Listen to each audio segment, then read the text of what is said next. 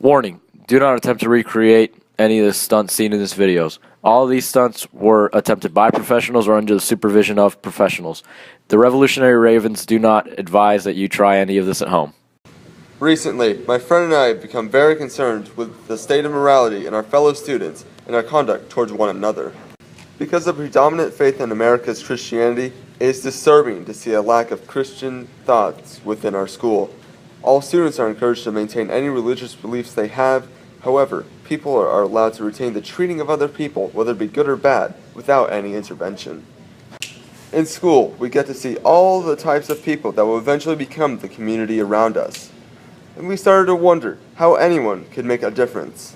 And thus, as any good student, we wanted to find out more about how countries like America handled situations such as this one in the past. We knew from our history that America had several religious revolutions that were reactions similar to situations similar to ours now. And we knew just where to go to find people who could tell us more. The Plano Library. It has a wide selection of historical books and resources that can help us find our answers. It was there we seeked out our fellow students and forced them to do research for our cause. After they did their research, they were happy to give us their expert opinion. First, we found Mason, who we knew was probably a good choice. Then we discovered Dallas, who was one of the last people there. And then we got help from Wesley, because we ran out of options.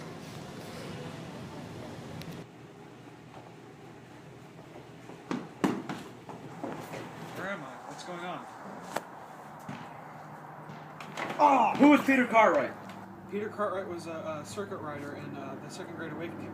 He was born in 1785 to a very poor family, and as he grew up, he realized that he was a sinner and he didn't like who he was as a person, and so he started attending lots of like group meetings for the Methodist Episcopal Church. He eventually joined them and became a circuit rider and went around about a 400-mile area district and gave public sermons. How did Peter Cartwright get involved? I don't know. Are you sure you don't know? I don't know. I will take your finger off. No. All right.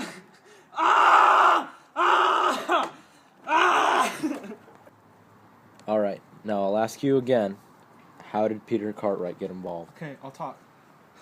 When he first moved to Kentucky right after the colonies gained independence, a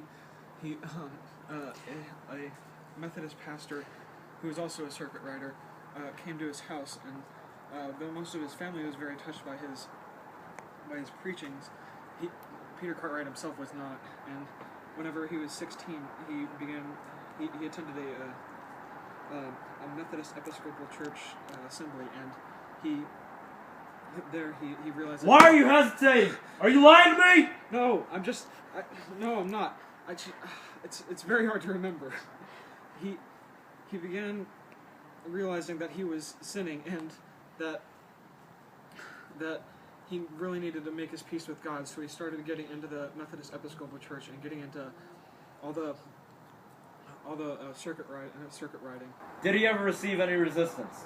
Yeah, the Shakers they declared a certain damnation, and he was actually commonly known for taking out people at his rallies where he baptized more than 12,000 people. What was his involvement in the Second Great Awakening? He was one of the most influential Methodist pastors.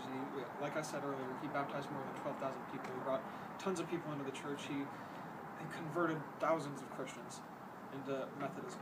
Yeah, please go home now. You got 10 seconds head start. I lied. Go get it.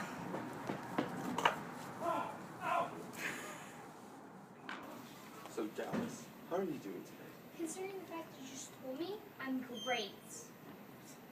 Well, it sure seems like it. So, who was Joseph Smith? He was born in southern Vermont into a family of Christian farmers.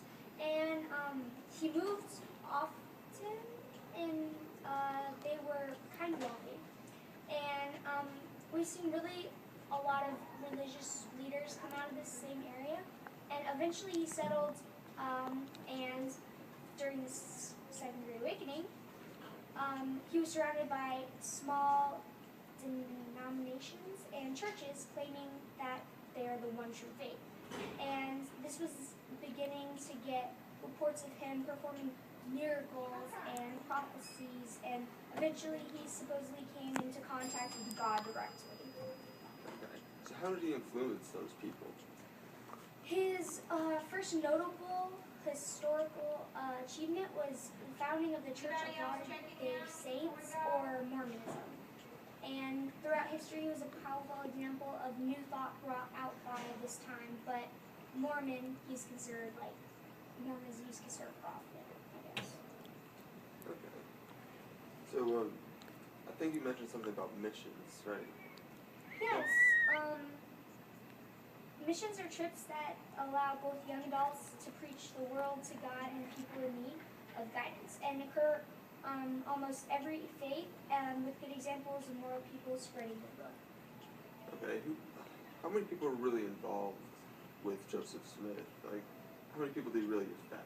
A lot of people were skeptical, and the effectiveness of the faith in this time was like the perspective of people are, here was a living prophet, oh my gosh, he's so cool, and I want him to perform a miracle on me, so they're kind of selfish in that way. And they're defined by diversity of religion and people who loved it. Others persecute them, and they were just like, oh, you gotta calm down, and we gotta know our thing. Okay. Thanks, Dallas. Can I go now? I guess so. I guess you can go. So, Wesley, how are you doing today? I want to go home. I want to see my family. Well, Wesley, I'm afraid I can't let you do that until you tell me all that you know about Ann Lee. So what was her early life like? You know, I'll do it. She was born into a relatively poor family in Manchester, England. She wasn't in any way well-to-do. So she originally reached adulthood, the Christian life began. She had 4 children, all of which died from childbirth or infancy or young age. She interpreted this as God punishing her for her lustful sin, which led her to begin to preach about celibacy and temperance, mostly. She found deep solace in the Christian religion.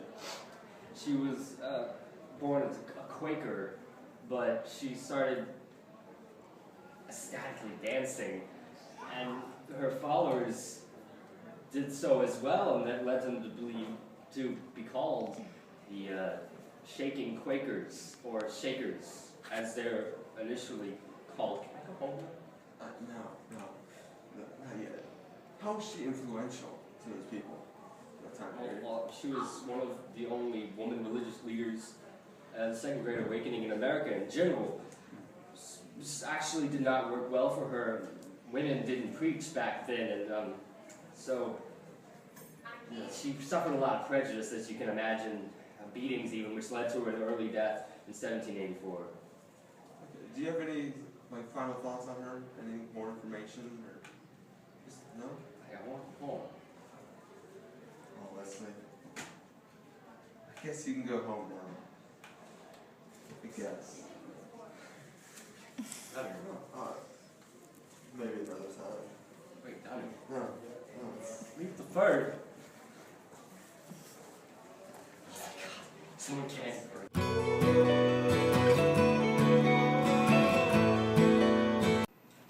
Considering that you stole me, and the fact that... Hey guys, library's closing in a minute or two. Anyone want to check out a book? Closes at 4:30. Okay, we're going to check out a print. Are you still recording? You saw? What's that on your leg, dude? It's dog crap from the scene that we just shot where I rolled around in the grass. No fingers were actually cut off in making this video, and Mason's pants have been washed. Do not attempt to try any of the stunts in this video, and this message has been brought to you by the Revolutionary Ravens. Yo, it's Edgar Allan Poe with the flow so poetic, melancholy wordsmith style so phonetic. Got a raven on my shoulder, gothic thematics, demonic alcoholic, multi